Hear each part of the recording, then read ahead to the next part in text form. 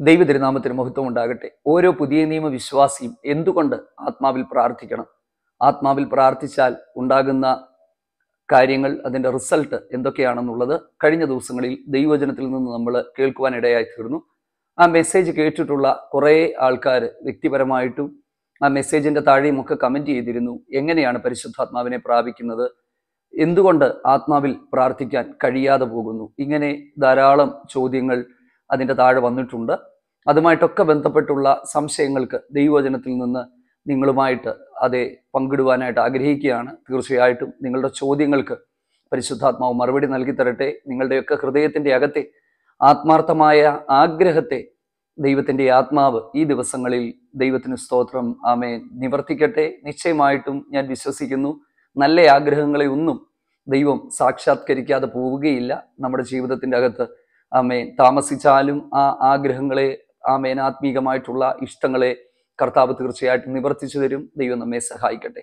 ഇന്ന് നമ്മൾ ഈ ഒരു തിരുവചന സന്ദേശത്തിലൂടെ ചിന്തിക്കുവാനായിട്ട് പോകുന്നത്, എന്തുകൊണ്ടാണ് ആത്മാവിൽ പ്രാർത്ഥിക്കാൻ കഴിയാതെ പോകുന്നത്? അതിൻ്റെ 2 കാരണങ്ങൾ ഇന്ന് വളരെ കുറഞ്ഞ സമയത്തിൻ്റെ ഉള്ളിൽ നാം ചിന്തിക്കുകയാണ്. പരിശുദ്ധാത്മാവ് ഈ കാര്യങ്ങളെ കൂടുതലായിട്ട് നിങ്ങൾക്ക് വ്യക്തമാക്കി തരട്ടെ. ഒരുപാട് ആഗ്രഹിക്കുന്നുണ്ട് ആത്മാവിൽ പ്രാർത്ഥിക്കണമെന്ന്. ആത്മാവിൽ പ്രാർത്ഥിച്ചാൽ ഉള്ള ഗുണങ്ങളെക്കുറിച്ചും അതിൻ്റെ ഫലങ്ങളെക്കുറിച്ചും അറിയാം. പക്ഷേ പല സമയങ്ങളിലും ആത്മാവിൽ പ്രാർത്ഥിക്കാൻ കഴിയാതെ പോകുന്നു. ഇതിൻ്റെ കാരണം എന്താണ്? ഇതാണ് നമ്മൾ ചിന്തിക്കുന്നത്. 2 കാരണമാണ്. അതിൽ ഒന്നാമത്തെ കാരണമെന്ന് പറയുന്നത്, ആത്മാവിൽ നിറയപ്പെട്ട, ആത്മാവിനാൽ നിയന്ത്രിക്കപ്പെട്ടു പോകുന്ന ഒരു വ്യക്തിക്ക് മാത്രമേ ആത്മാവിൽ പ്രാർത്ഥിക്കുവാനായിട്ട് കഴിയത്തുള്ളൂ. അപ്പോൾ ആത്മാവിൽ പ്രാർത്ഥിക്കാൻ കഴിയാത്തതിന് ആമേൻ ഞാൻ ഈ പറഞ്ഞ ഈ ഒന്നാമത്തെ കാരണത്തെ വീണ്ടും ഒരു 2 ഭാഗമായി തിരിച്ചാൽ 2 തരത്തിലുള്ള ആൾക്കാരുണ്ട്. 1 ആത്മാവിനെ പ്രാപിക്കാത്തവരാണ്. 2 ആത്മാവിനെ പ്രാപിച്ചിട്ട് മുന്നോട്ട് പോകുന്നവരാണ്. അപ്പോൾ ആത്മാവിനെ പ്രാപിക്കാത്തവരായിട്ടുണ്ടെങ്കിൽ നിങ്ങൾക്കുള്ള സന്ദേശമല്ല ഇത്. കാരണം ആത്മാവിനെ പ്രാപിക്കാത്തവർ എങ്ങനെ പരിശുദ്ധാത്മാവിനെ പ്രാപിക്കാനായിട്ട് പറ്റും എന്നുള്ളത് അടുത്ത ദിവസങ്ങളിൽ കുറച്ചുകൂടി വ്യക്തമായി നിങ്ങളുമായിട്ട് സംസാരിക്കാം. അന്ന് ഞാൻ എങ്ങനെയാണ് ആത്മാവിനെ പ്രാപിച്ചതെന്നും, എൻ്റെ മോന് 4 വയസ്സുള്ള സമയത്ത് പരിശുദ്ധാത്മാഭിഷേകം പ്രാപിച്ച ഒരാളാണ്, എങ്ങനെയാണ് പ്രാപിച്ചതെന്നും ഒക്കെയുള്ള കാര്യങ്ങൾ ഒരു അനുഭവ സാക്ഷ്യമായിട്ടും ദൈവവചനത്തിൽ നിന്ന് നിങ്ങളുമായിട്ട് പങ്കിടാം. അത് നിങ്ങൾക്ക് തീർച്ചയായിട്ടും അതൊരു പ്രചോദനമായിരിക്കും. ദൈവം നമ്മെ സഹായിക്കട്ടെ. അപ്പോൾ ഒന്നാമത്തെ ആൾക്കാരെന്ന് പറയുന്നത് പരിശുദ്ധാത്മാവിനെ പ്രാപിച്ചിട്ടില്ലാത്തവർ, അല്ലെങ്കിൽ ആ ഒരു അനുഭവത്തിൽ മുന്നോട്ട് പോകാത്തവരാണ്. 2ാമത്തെ ആൾക്കാരെന്ന് പറയുന്നത്, അപ്പോൾ ഈ ഒന്നാമത്തെ ആൾക്കാർക്ക് ആത്മാവിൽ പ്രാർത്ഥിക്കാൻ പറ്റത്തില്ല. അവരെ കുറ്റം പറഞ്ഞിട്ട് കാര്യമില്ല. അവർ ആത്മാവിനെ പ്രാപിച്ചിട്ടില്ല, അതുകൊണ്ടാണ് അവർക്ക് പ്രാർത്ഥിക്കാൻ കഴിയാത്തത്. 2ാമത്തെ തരത്തിലുള്ള ആൾക്കാരെന്ന് പറയുന്നത് ആത്മാവിനെ പ്രാപിച്ചവരാണ്. എന്ന് പറഞ്ഞാൽ പരിശുദ്ധാത്മ സ്നാനമെന്നോ അഭിഷേകമെന്നോ ഒക്കെ നിങ്ങൾ വിളിച്ചു അതിനെ. ഓക്കെ, അങ്ങനെ പ്രാപിച്ച വ്യക്തികളിൽ പലർക്കും ആത്മാവിൽ പ്രാർത്ഥിക്കാൻ കഴിയാതെ പോകുന്നു. അത് എന്തുകൊണ്ടാണ് എന്നുള്ളതാണ് ഇന്ന് നമ്മൾ ചിന്തിക്കുവാനായിട്ട് പോകുന്നത്. കുറച്ച് ദിവസങ്ങൾക്ക് മുമ്പ് തന്നെ ഞാൻ ദൈവവചനത്തിൽ നിന്ന് പറഞ്ഞപ്പോൾ നിങ്ങളോട് ഞാനൊരു കാര്യം പറഞ്ഞു. പരിശുദ്ധാത്മ സ്നാനം, പരിശുദ്ധാത്മ അഭിഷേകം എന്നുള്ളതിനേക്കാൾ ഞാൻ ഫോക്കസ് ചെയ്യാനായിട്ട് ആഗ്രഹിക്കുന്നത്, കാരണം ദൈവാത്മാവ് എൻ്റെ ജീവിതത്തിൽ എനിക്ക് വെളിപ്പെടുത്തിയതും വചനത്തിൽ നിന്ന് ഞാൻ മനസ്സിലാക്കിയതും ആയിട്ടുള്ള ഒരു കാര്യമെന്ന് പറയുന്നത്, പരിശുദ്ധാത്മ അഭിഷേകം, പരിശുദ്ധാത്മ സ്നാനം എന്നുള്ളതിനേക്കാൾ ആത്മനിറവ്, അല്ലെങ്കിൽ ആത്മാവിനാൽ നിയന്ത്രിക്കപ്പെട്ട ഒരു ജീവിതം, ആ ഒരു ജീവിതമാണ് വളരെ പ്രധാനപ്പെട്ട കാര്യം. കാരണം പരിശുദ്ധാത്മാവിനാൽ ഒരിക്കൽ നിറയപ്പെട്ട പലർ പിന്നീട് അത് നഷ്ടപ്പെടുത്തി കളഞ്ഞ് ജീവിക്കുന്നത് പല സമയത്തും നമ്മൾ കാണാറുണ്ട്, ഇല്ലേ? ഞാൻ അതിൻ്റെ കൂടുതൽ ഭാഗങ്ങളിലേക്കൊന്നും പോകുന്നില്ല. ഞാനത് പറഞ്ഞാൽ അത് മറ്റൊരു രീതിയിലേക്ക് പോകും. അതുകൊണ്ട് ഞാനത് അവിടെ വെച്ച് നിർത്തുകയാണ്. അതുകൊണ്ട് തന്നെ പരിശുദ്ധാത്മാവിനാൽ നിറയപ്പെട്ട വ്യക്തികൾ പരിശുദ്ധാത്മാവിനാൽ ദിനം തോറും നിയന്ത്രിക്കപ്പെട്ട് മുന്നോട്ട് പോകണം. ഇങ്ങനെ നിയന്ത്രിക്കപ്പെട്ട് മുന്നോട്ട് പോകുന്ന വ്യക്തിക്ക് മാത്രമേ ആത്മാവിൽ പ്രാർത്ഥിച്ച് മുന്നേറുവാനായിട്ട് കഴിയത്തുള്ളൂ. കാരണം പരിശുദ്ധാത്മാവിനാൽ നിയന്ത്രിക്കപ്പെടുന്നു എന്ന് പറഞ്ഞാൽ എന്താണ്? പാപത്തെ ജയിച്ചുകൊണ്ട് ദൈവവചനത്തിന്റെ അടിസ്ഥാനത്തിൽ നിത്യജീവിതത്തിൽ ദൈവാത്മാവിനാൽ നിയന്ത്രിക്കപ്പെട്ട് ദൈവ കേന്ദ്രീകൃതമായ ഒരു ജീവിതം നയിച്ച് മുമ്പോട്ട് പോകുന്ന ഒരു ജീവിതം. അതാണ് പരിശുദ്ധാത്മാവിനാൽ നിയന്ത്രിക്കപ്പെട്ടൊരു ജീവിതം എന്ന് പറയുന്നത്. സത്യത്തിൽ അങ്ങനെ ഒരു നിയന്ത്രിത ജീവിതത്തിലേക്ക് നമ്മൾ വരണമെന്നാണ് ദൈവം ഓരോരുത്തരെ കുറിച്ച് ആഗ്രഹിക്കുന്നത്. അങ്ങനെ മുൻപോട്ട് പോകുമ്പോഴാണ് നമുക്ക് സുഗമമായി മറ്റു തടസ്സങ്ങളൊന്നും കൂടാതെ ആത്മാവിൽ പ്രാർത്ഥിക്കാനായിട്ട് കഴിയുന്നത്. അപ്പോൾ ഈ ആത്മാവിൽ പലരും പ്രാർത്ഥിക്കാൻ കഴിയാത്തതിൻ്റെ കാരണമെന്ന് പറയുന്നത്, ഒന്നാമത്തെ കാരണം പരിശുദ്ധാത്മാവിനാൽ നിയന്ത്രിക്കപ്പെട്ടല്ല അവർ ജീവിക്കുന്നത് എന്നുള്ളതാണ്. 2-3 ഭാഗങ്ങൾ ഞാൻ നിങ്ങളുടെ മുൻപിലേക്ക് ഒന്ന് കൊണ്ടുവരാം. അപ്പോസ്തലനായ പൗലോസിന്റെ ഒരു ഭാഗം നിങ്ങൾ മനസ്സിലാക്കുക. 1 കൊരിന്ത്യർ 14 അധ്യായം നിങ്ങൾ ഒരു ബൈബിൾ എടുത്തു വെച്ച് നിങ്ങൾ ആ ഭാഗം ഒന്ന് വായിക്കുക. അതിനകത്ത് പൗലോസ് പറയുന്ന ഒരു കാര്യമുണ്ട്, ഞാൻ ബുദ്ധി കൊണ്ട് പ്രാർത്ഥിക്കും, ആത്മാവ് കൊണ്ട് പ്രാർത്ഥിക്കും. അപ്പൊ ശരിക്കും പറഞ്ഞാൽ എനിക്ക് തോന്നുന്നത് അതൊരു ഓപ്ഷണലായിട്ടാണ് അദ്ദേഹം പറയുന്നത്. ബുദ്ധി കൊണ്ട് ഞാൻ പ്രാർത്ഥിക്കും, ആത്മാവ് കൊണ്ട് ഞാൻ പ്രാർത്ഥിക്കും. അപ്പം ഏതൊരു വ്യക്തിക്ക് വേണമെങ്കിലും ബുദ്ധി കൊണ്ട് പ്രാർത്ഥിക്കാം, ആത്മാവ് കൊണ്ട് പ്രാർത്ഥിക്കാം. സത്യത്തിൽ പൗലോസ് ഈ ഒരു കാര്യം പറയുന്നത് അന്യഭാഷയുമായി ബന്ധപ്പെട്ടൊരു കാര്യമാണ്. കാരണം നമ്മൾ ആ ഭാഗം വായിച്ചാൽ നിങ്ങൾക്ക് മനസ്സിലാകും. 1 കൊരിന്ത്യർ 14 അധ്യായത്തിന്റെ 14 വാക്യം, ഞാൻ അന്യഭാഷയിൽ പ്രാർത്ഥിക്കുന്നുവെങ്കിൽ എൻ്റെ ആത്മാവ് പ്രാർത്ഥിക്കുന്നു. 2, എൻ്റെ ബുദ്ധിയോ അബലമായിരിക്കും, അതുകൊണ്ട് ഞാൻ ആത്മാവിൽ പ്രാർത്ഥിക്കും, ബുദ്ധി കൊണ്ടും പ്രാർത്ഥിക്കും. ആത്മാവിൽ പാടും, ബുദ്ധി കൊണ്ട് പാടും.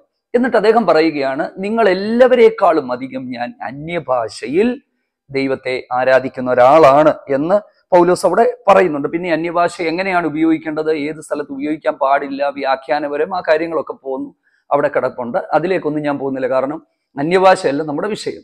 അപ്പൊ പൗലോസ് ഇവിടെ പറയുന്നത്, ഞാൻ അന്യഭാഷയിൽ പ്രാർത്ഥിക്കുമ്പോൾ ആത്മാവിനാൽ പ്രാർത്ഥിക്കുന്നു എന്നാണ് പറഞ്ഞത്. അപ്പോൾ അന്യഭാഷ ജീവിതത്തിന്റെ അകത്ത് കിട്ടാത്തവരായിട്ട് ആരെങ്കിലും ഉണ്ടെങ്കിൽ നിങ്ങൾ അതിനു വേണ്ടി കാത്തിരിക്കുക, ഇല്ലെങ്കിൽ അതിനായിട്ട് ഏൽപ്പിച്ചു കൊടുക്കുക. ഇല്ല, നിങ്ങൾ ദൈവത്തിന് സ്തോത്രം, ആ ഒരു സമർപ്പിത ജീവിതത്തിലാണ് നിങ്ങൾ മുൻപോട്ട് പോകുന്നതെങ്കിൽ ദൈവാത്മാവിന് കീഴടങ്ങി വിധേയപ്പെട്ട് സമർപ്പിക്കപ്പെട്ട് പാപത്തെ ഓരോ ദിവസവും ജയിച്ച് ദൈവവചനത്തിൽ അടിസ്ഥാനപ്പെട്ടവരായി ആത്മാവിനാൽ നിയന്ത്രിക്കപ്പെട്ട് മുന്നോട്ട് പോകണം എന്നുള്ളതാണ്.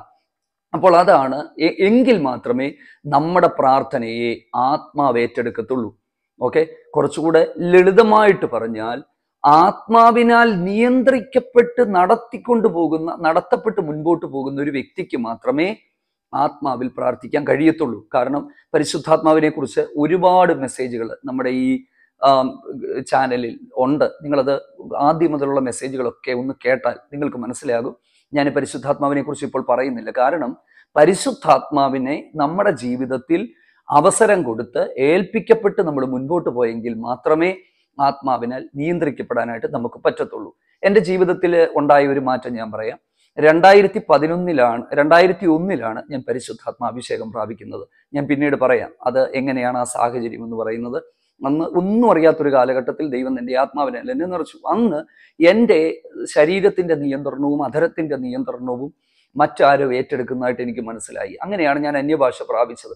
പക്ഷേ കുറെ കാലം മുന്നോട്ട് പോയി കഴിഞ്ഞപ്പോൾ ദൈവം എന്നോട് സംസാരിച്ചു, നീ ആത്മാവിനാൽ നിയന്ത്രിക്കപ്പെട്ട് ജീവിക്കണം, നീ ഇപ്പോൾ അങ്ങനെയല്ല പോകുന്നതെന്ന് ദൈവം എന്നോട് പറഞ്ഞു. അപ്പം അതിൽ നിന്നാണ് എനിക്ക് അതിൻ്റെ വ്യത്യസ്തത മനസ്സിലായത്. അപ്പം ഞാൻ ഈ ആത്മാവിനാൽ നിയന്ത്രിക്കപ്പെട്ട് മുന്നോട്ട് പോകാനായിട്ട് തുടങ്ങിയപ്പോൾ, അതിനായിട്ട് ഏൽപ്പിച്ചു കൊടുത്തപ്പോൾ ഞാൻ മനസ്സിലാക്കിയ ഒരു വ്യത്യാസം, അന്ന് ആത്മശക്തി എൻ്റെ മേൽ വന്നപ്പോൾ എൻ്റെ ശരീരത്തിൽ അതിൻ്റെ വ്യത്യാസം ഞാൻ അറിഞ്ഞു. പക്ഷേ ആത്മാവിനാൽ നിയന്ത്രിക്കപ്പെടാൻ തുടങ്ങിയപ്പോൾ എൻ്റെ ശരീരത്തിൽ ഒരു വ്യത്യാസവും ഞാൻ മനസ്സിലാക്കിയില്ല. ഷോക്ക് അടിക്കുന്നതായിട്ട് ഒന്നും എനിക്ക് തോന്നിയില്ല. വ്യത്യാസം മുഴുവനും എൻ്റെ അകത്താണ് എനിക്ക് മനസ്സിലായത്. എന്ന് പറഞ്ഞാൽ അകത്ത്, എൻ്റെ ഹൃദയത്തിൻ്റെ അകത്ത് കിടന്ന പാപചിന്തകൾ, കോപം, ദേഷ്യം അടക്കമുള്ള ഒത്തിരി ജഡീക ചിന്തകൾ പുറത്തു പോകുന്ന എനിക്ക് മനസ്സിലായി. അപ്പം ശരിക്കും പറഞ്ഞാൽ ഇതാണ് യഥാർത്ഥമായ ഒരു ക്രിസ്തീയ ജീവിതം എന്ന് പറയുന്നത്. അപ്പം ഈ ആത്മാവിനാൽ നിയന്ത്രിക്കപ്പെട്ടു പോകുന്ന ഒരു ജീവിതം എന്ന് പറയുന്നത് ഒരിക്കലും ഒരു അനുഭൂതിയല്ല, എന്തെങ്കിലുമൊക്കെ ഒരു വികാരങ്ങളുടെ അതിപ്രകടനങ്ങളല്ല, മനസ്സിലായോ, ഒരു ഇമോഷണൽ എക്സ്പ്രഷൻസ് അല്ല, അതൊന്നും അല്ല ശരിക്കും ആത്മാവിനാൽ നിയന്ത്രിക്കപ്പെടുന്നത്. ഇത് ശരിക്കും സംഭവിക്കുന്നത് നമ്മുടെ അകത്താണ്. എന്ന് പറഞ്ഞാൽ നമ്മുടെ അകത്ത് ആ കലങ്ങി മറിയുന്ന ആ ഒരു അനുഭവം മാറി ദൈവാത്മാവ് നമ്മളെ ഏറ്റെടുക്കുന്നെന്നും ദൈവത്തിന്റെ പൈതലാണ് ഞാനെന്നുള്ള ഒരു ഉറപ്പ് ശരിക്കും പറഞ്ഞാൽ എനിക്ക് അന്നാണ് കിട്ടിയത്. ഞാൻ പറഞ്ഞല്ലോ, ഞാൻ പിന്നീട് അതിനെക്കുറിച്ചൊക്കെ പറയാം. അപ്പം അങ്ങനെ കുറെ സംശയങ്ങൾ ഉള്ളിൽ നിന്ന് മാറി, ഭയങ്കര ഒരു സന്തോഷം ഉള്ളിൽ വന്നു. ഞാനൊരു സ്വതന്ത്രനായതുപോലെ ഉണ്ടായി. ഞാനൊരു ദൈവപൈതലാണെന്ന് ഉറപ്പ് എനിക്കുണ്ടായിരുന്നു. പണ്ടൊക്കെ എന്ന് പറഞ്ഞാൽ ഇടയ്ക്കിടയ്ക്കൊക്കെ ഞാൻ രക്ഷിക്കപ്പെട്ടാണോ, ഞാൻ ശരിയാണോ, ഞാൻ പോകുന്ന ജീവിത രീതി ശരിയാണോ, പിന്നെ ഞാൻ ചെയ്യുന്നത് ശരിയാണോ, എന്നെ ശരിക്കും ദൈവം സ്നേഹിക്കുന്നുണ്ടോ, പിന്നെ എന്നെ ശരിക്കും ദൈവം വിളിച്ചാണ്, ഇങ്ങനൊക്കെ ഒത്തിരി ചിന്തകളുണ്ടായിരുന്നു, സംശയം. പക്ഷെ ആത്മാവിനാൽ നിയന്ത്രിക്കപ്പെട്ട് കഴിഞ്ഞപ്പോൾ ഈ ചിന്തകളെല്ലാം എവിടെ പോയെന്ന് പോലും എനിക്കറിയത്തില്ല. ഭയങ്കരമായൊരു വ്യത്യാസം അകത്തുണ്ടായി. അപ്പം ഞാൻ പിന്നീട് അതിനെക്കുറിച്ച് പറയാം. കേൾക്കാൻ നിങ്ങൾക്ക് താല്പര്യമുണ്ടെങ്കിൽ കമൻറ്റ് ചെയ്യുക, അല്ലെ മെസ്സേജ് അയക്കുക. ദൈവം നിങ്ങളെ സഹായിക്കട്ടെ. അപ്പം ഞാൻ ഒന്നാമത് പറഞ്ഞു, ആത്മാവിനാൽ പ്രാർത്ഥിക്കാൻ പറ്റാത്തതിൻ്റെ കാരണം ആത്മാവിനാൽ നിയന്ത്രിക്കപ്പെടാത്തത് കൊണ്ടാണ്, നയിക്കപ്പെടാത്തത് കൊണ്ടാണ്. രണ്ടു കൂട്ടരെ കുറിച്ച് ഞാൻ പറഞ്ഞു. പരിശുദ്ധാത്മാഭിഷേകം പ്രാപിക്കാത്തവരുണ്ടെങ്കിൽ എങ്ങനെ പ്രാപിക്കാമെന്നുള്ളത് അടുത്തൊരു മെസ്സേജ് ഞാൻ പറയാം. രണ്ട്, പ്രാപിച്ചവരുണ്ടെങ്കിൽ നിങ്ങൾ അതുകൊണ്ട് തൃപ്തരാകരുത്. ദൈവാത്മാവിനെ മുന്നിൽ സമർപ്പിക്കുക, നിയന്ത്രിക്കപ്പെട്ട് വിധേയപ്പെട്ട് വചനാടിസ്ഥാനത്തിൽ വചനമൊക്കെ വായിച്ച് കർത്താവുമായിട്ടുള്ള കൂട്ടായ്മയിൽ, ബന്ധത്തിൽ മുന്നോട്ട് പോവുക. ഇതാണ് ഒന്നാമത്തെ കാര്യം. അടുത്തത്, ആത്മാവിൽ പ്രാർത്ഥിക്കാൻ പറ്റാത്ത രണ്ടാമത്തെ കാര്യം, നമ്മൾ ആത്മനിറവിൻ ജീവിതത്തിലാണെങ്കിലും ആത്മാവിനാൽ നിയന്ത്രിക്കപ്പെടുന്ന ഒരാളാണെങ്കിലും നമ്മളുടെ പ്രാർത്ഥന ദൈവഹിതപ്രകാരമല്ലെങ്കിൽ നമുക്കൊരിക്കലും ആത്മാവിൽ പ്രാർത്ഥിക്കാൻ കഴിയില്ല. ഇതാണ് നമ്മൾ മനസ്സിലാക്കേണ്ട ഒരു കാര്യം. വാക്യം തെളിവ് ഞാൻ പറഞ്ഞുതരാം. ഒന്ന്, റോമാലേഖനത്തിലേക്ക് നമ്മൾ വരുമ്പോൾ അപ്പോസ്തലനായ പൗലോസിന്റെ ഒരു വാക്കുകളാണ്. റോമാലേഖനം 8-ാം അധ്യായത്തിലേക്ക് നമ്മൾ വരുമ്പോൾ 8-ാം അധ്യായത്തിന്റെ 26 മുതൽ 28 വരെയുള്ള വാക്യങ്ങൾ ഒന്ന് വായിച്ചു പഠിക്കുന്നത് നല്ലതാണ്. അവിടെ എഴുതിയിരിക്കുന്നത് ആത്മാവ് ബലഹീനതകൾക്ക് തുണ നിൽക്കുന്നു. അവിടെ ഉപയോഗിച്ചിരിക്കുന്ന ഒരു പദം എന്ന് പറയുന്നത് ആത്മാവ് വിശുദ്ധന്മാർക്ക് വേണ്ടി ദൈവഹിതപ്രകാരം പക്ഷപാതം ചെയ്യുന്നു എന്നുള്ളതാണ്. അടുത്തത്, നമുക്ക് ഉച്ചരിച്ചുകൂടാത്ത ഞരക്കങ്ങളാൽ. മനസ്സിലായോ? അപ്പൊ നമുക്ക് എപ്പോഴും എന്തിനു വേണ്ടി പ്രാർത്ഥിക്കണമെന്നുള്ളത് നമുക്ക് കൃത്യമായിട്ട് അറിയത്തില്ല.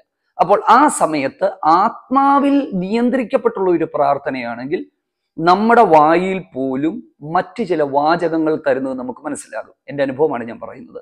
നമ്മൾ ചിലപ്പം ഒരു സഭയുടെ ശുശ്രൂഷകൻ എന്നുള്ള നിലയിൽ, അല്ലെങ്കിൽ ഒരു ദൈവദാസൻ എന്നുള്ള നിലയിൽ നമ്മൾ ഒത്തിരി പേർക്ക് വേണ്ടി പ്രാർത്ഥിക്കും. പക്ഷെ ചില സമയങ്ങളിൽ നമ്മൾ പ്രാർത്ഥിക്കുമ്പോൾ നമ്മുടെ വായിൽ മറ്റു ചില കാര്യങ്ങൾ ദൈവം തന്ന് നമ്മുടെ പ്രാർത്ഥനയെ അങ്ങോട്ട് നടത്തുന്നത് നമുക്ക് മനസ്സിലാകും. കുറെ കഴിയുമ്പോൾ നമുക്ക് മനസ്സിലാകും ആ പ്രാർത്ഥന ആ സമയത്ത് ആവശ്യമായിരുന്നു എന്നുള്ളതാണ്.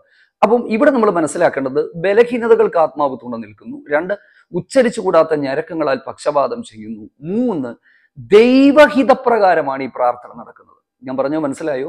ആത്മാവിനാൽ നിയന്ത്രിക്കപ്പെട്ടതാണെങ്കിലും നമ്മൾ ദൈവഹിതത്തിലല്ലെങ്കിൽ ആത്മാവിൽ പ്രാർത്ഥിക്കാൻ പറ്റില്ല. ഓക്കെ, ക്ലിയർ ആണല്ലോ? ദൈവഹിതത്തിലല്ലെങ്കിൽ, ദൈവഹിതപ്രകാരമല്ലെങ്കിൽ. ദൈവഹിതം ഉണ്ടോ? ആത്മീകവും ഭൗതികമായ ഓരോ കാര്യത്തിനും ദൈവഹിതമുണ്ട്. നമ്മൾ പലപ്പോഴും പ്രാർത്ഥിക്കുന്നത് നമ്മുടെ ഇമോഷണൽ ഫീലിങ്സിൻ്റെ അകത്താണ്. നമ്മുടെ വേദനയും നമ്മുടെ ദുഃഖവും നമ്മുടെ ആഗ്രഹവും നമ്മുടെ ഇഷ്ടങ്ങളും ഒക്കെ വെച്ച് പലപ്പോഴും വികാര തീവ്രതയ്ക്കകത്ത് നിന്നുകൊണ്ടാണ് പ്രാർത്ഥിക്കുന്നത്. ഞാനൊരു ചെറിയ ഉദാഹരണത്തിലൂടെ നിങ്ങൾക്കത് പറഞ്ഞ് മനസ്സിലാക്കി തരാം. ദാവീദിന് യഹോവയുടെ പെട്ടകം കുറച്ചുകൂടെ ഉന്നതമായ സ്ഥലത്തേക്ക് എത്തിക്കണമെന്നും ഒരാലയം പണിയണമെന്നും ഭയങ്കരമായ ആഗ്രഹമായിരുന്നു.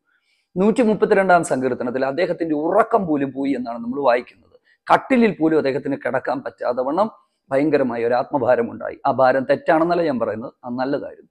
പക്ഷേ നാഥാൻ പ്രവാചകനോട് ദാവീദ് ഈ ഒരു കാര്യം പറഞ്ഞു കഴിഞ്ഞപ്പോൾ ദാവീദിനോട് പ്രവാചകൻ പറഞ്ഞു, അങ്ങയുടെ ഇഷ്ടം പോലെ ആയിരിക്കട്ടെ, അവിടുന്ന് പണിതുകൊള്ളുക എന്നൊക്കെ പറഞ്ഞു. പക്ഷേ രാത്രിയിൽ ദൈവം നാഥാൻ പ്രവാചകനോട് സംസാരിച്ചു, ദാവീദല്ല ആലയം പണിയേണ്ടുന്നത്, ദാവീദിന്റെ മോനാണ് അത് പണിയേണ്ടുന്നത്. കാരണം ഒരുപാട് രക്തച്ചൊരിച്ചിലുകൾ ഈ ദാവീദ് നടത്തിയിട്ടുള്ളത് കൊണ്ട് ദൈവഹിതമല്ലായിരുന്നു അദ്ദേഹം അത് പണിയുന്നത്. അപ്പൊ പറഞ്ഞത് മനസ്സിലായോ?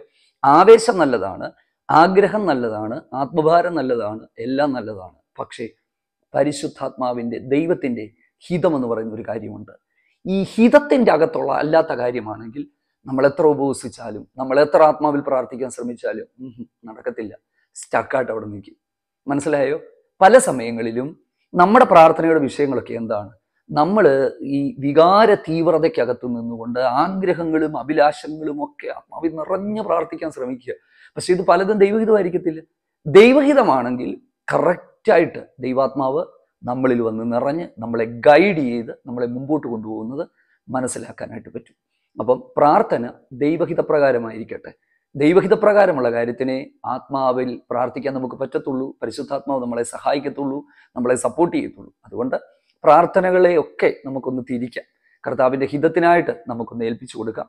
ദൈവം നിങ്ങളെല്ലാവരെയും സഹായിക്കട്ടെ. 2 കാര്യങ്ങളാണ് ഞാൻ പറഞ്ഞത്. ഒരിക്കൽ കൂടി ആവർത്തിച്ച് പറയുന്നു. ആത്മാവിനാൽ നിയന്ത്രിക്കപ്പെട്ടില്ലെങ്കിൽ പ്രാർത്ഥിക്കാനായിട്ട് പറ്റില്ല. അതിൻ്റെ അകത്ത് പാപം ഒക്കെ ഉണ്ട്. കാരണം ആത്മാവിൽ ജഡത്തിന്റെ പ്രവൃത്തികളെ മരിപ്പിക്കണം, ആത്മാവിൽ ജീവിക്കണം. ഇതെല്ലാം ആത്മാവിൽ ജീവിക്കുമ്പോഴാണ്. അപ്പം ഈ പാപമൊന്നും ഉണ്ടാകാതെ നമ്മളെ തന്നെ സൂക്ഷിക്കാൻ പറ്റുന്ന ആത്മാവിൽ ജീവിക്കുമ്പോഴാണ്. 2, ദൈവഹിതപ്രകാരമായിരിക്കണം പ്രാർത്ഥിക്കുന്നത്. മനസ്സിലായോ? നമ്മൾ ആത്മാവിൽ ജീവിക്കുന്നവരാണെങ്കിലും നമ്മൾ ഏതെങ്കിലുമൊക്കെ വിഷയത്തിന് വേണ്ടി ആത്മാവിൽ പ്രാർത്ഥിക്കാൻ ശ്രമിച്ചാലും പ്രാർത്ഥിക്കാൻ പറ്റാതെ വരുന്നതിൻ്റെ പ്രധാന കാര്യങ്ങളിൽ ഒന്ന് ദൈവഹിതമായിരിക്കില്ല വിഷയം എന്നുള്ളതാണ്. ദൈവം നിങ്ങളെ സഹായിക്കട്ടെ. അവൻ വീണ്ടും അടുത്ത സന്ദേശമായിട്ട് ഒന്നിച്ച് കാണാം. മാറാനാഥ. God bless U.